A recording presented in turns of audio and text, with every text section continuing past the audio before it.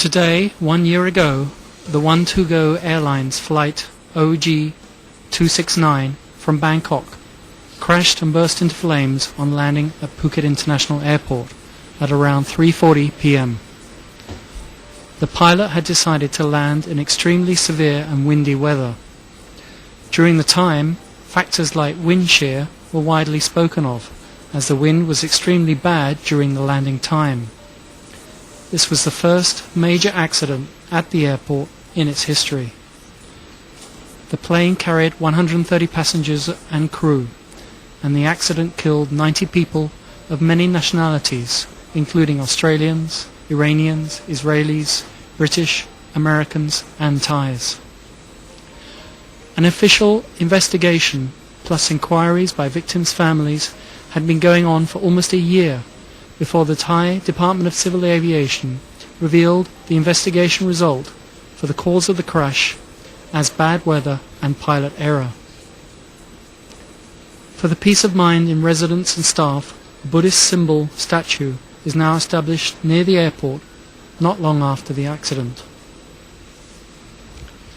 Chavalert and Chavit Jit-jam-nong, a father and son, were among the survivors, but they lost their loved one, a wife and mother. He said, "Now my father looks after me. I'm better. I don't want to remember that last moment. I meant to turn to wake Mum up, but there was no time. It was so swift. It still haunts me in only one image." Chavit told us that safety belts are very important. He admitted that he usually put on a loose belt, but that fatal day he did it right, so that prevented him from getting any head injuries. Andaman News visited the Phuket Airport Control Tower to observe their operation. The Director of Air Traffic Control insisted that their operation meets high international standards. He said they use the same universal air traffic standards and that they are members of the International Civil Aviation Organization, or ICAO.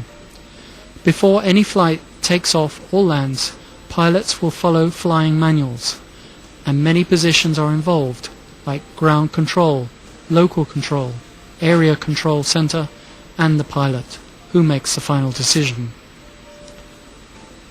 The airport general manager, Wicha Nernlop, also assured us of the airport's highest safety procedures. As last year's accident occurred during severe weather, the manager insists that wind shear machines are in use, with 6 positioned at the various corners of the airport. He, however, stressed that the decision to land or not to land rests on a pilot's. Phuket International Airport is quite lucky. The meteorological department from the government already set up the wind shear measurement. Now they install, I think, I cannot remember how many poles, I think about 6, 1, 2, 3, 6. 6 sites already installed this instrument throughout the Phuket International Airport, now in use. But when the wind shear condition is alert, the machine is send the message to the control tower, and the control tower send this message to the pilot, and the pilot will alert that one. And they made the decision by themselves. The airport manager said that it was such a terrible accident which no one wanted to happen.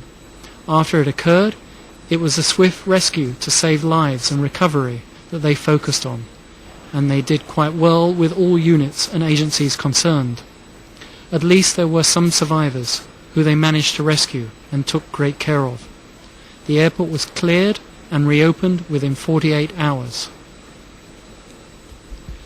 As a survivor, Chavit still thinks the terrible weather was the main cause, with of course the pilot's fatal decision, and that his own and his father's survival was due to consciousness and not panicking.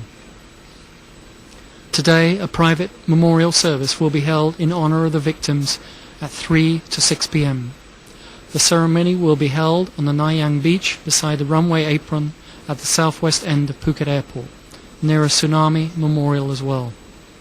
There will be a Buddhist service, placement of a spirit house, and reading of passengers' names at 3:40 p.m. Members and friends of families victims are invited to join there.